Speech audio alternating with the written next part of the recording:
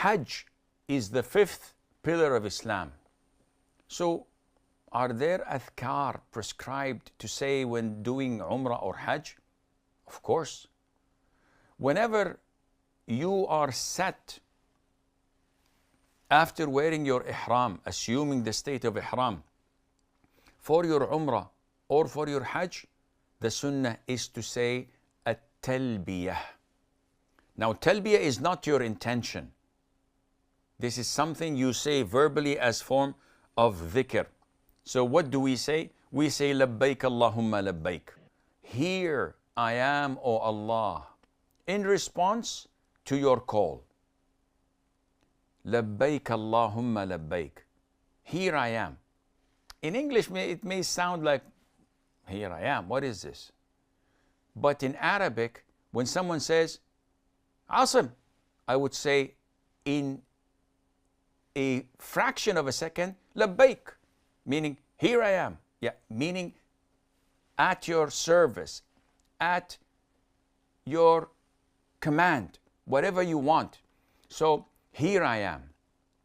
Here I am. Labbaik Allahumma Labbaik. Labbaik. You have no partner. Here I am again. Labbaik. Verily all praise, grace and sovereignty belongs to you. You have no partner. Imagine saying this over and over and over from the beginning of your ihram till you see the Kaaba. It may take an hour, it may take a day, it may take a full week until you reach your destination. But you keep on saying this dhikr. Here I am, O Allah, Labbaik Allahumma Labbaik. And the sunnah for the men to raise their voices.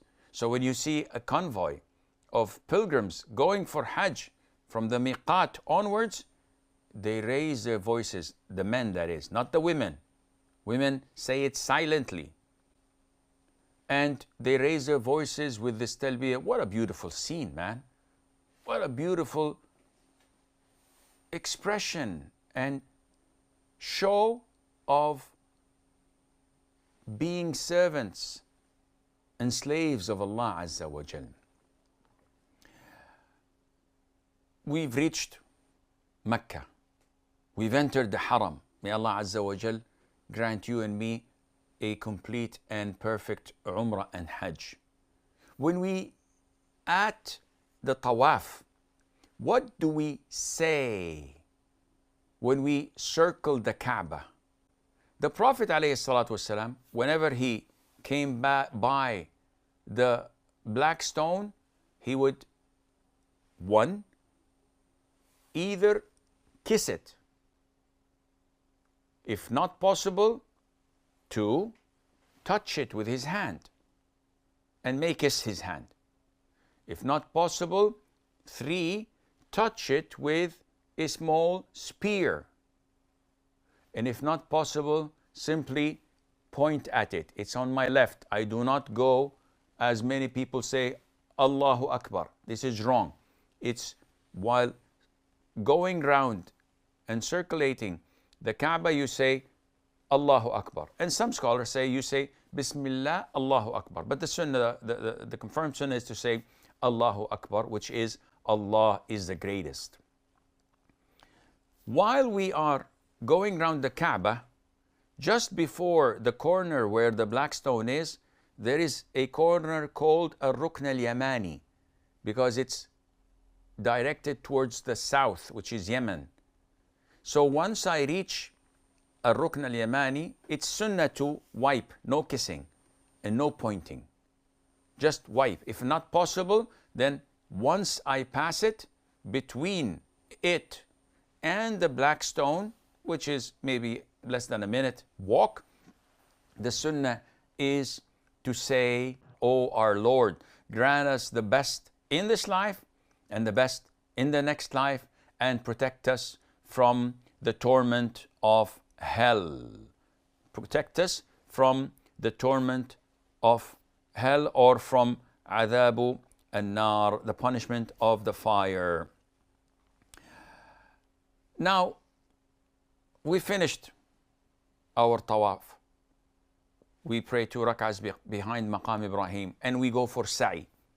Sa'i is to walk between the two hills, Safa and Al-Marwa. So what do we do in the very beginning? Jabir ibn Abdullah, may Allah be pleased with him, said while describing the pilgrimage of the Prophet ﷺ, that when he approached Mount Safa, he recited, Inna as-Safa wal-Marwata min sha'airillah. Indeed, as-Safa and al-Marwa are from the places of worship of Allah. This is an ayah in Surah Al-Baqarah, or a part of an ayah.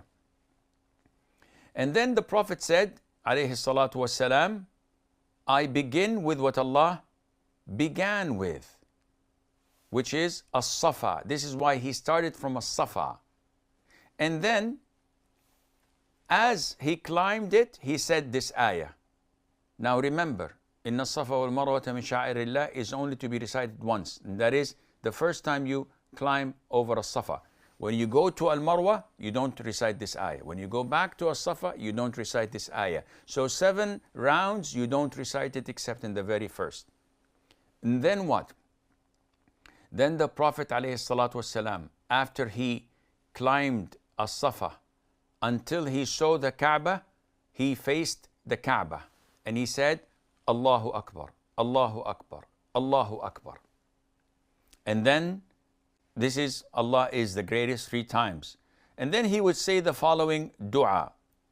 None has the right, of course we say it in Arabic again. None has the right to be worshipped except Allah, alone, without any partner. To him belongs all sovereignty and praise, and he is over all things omnipotent. None has the right to be worshipped except Allah alone. He has the right, none has the right to be worshipped except Allah alone. He fulfilled his promise, aided his servant, and single-handedly defeated the confederates or the allies. And the Prophet used to repeat this 3 times. And then he walks to Al-Marwa and he does the same thing 3 times and makes dua afterwards in between, and prolong the dua. So this As-Safa wal Marwa are places of dua and dhikr.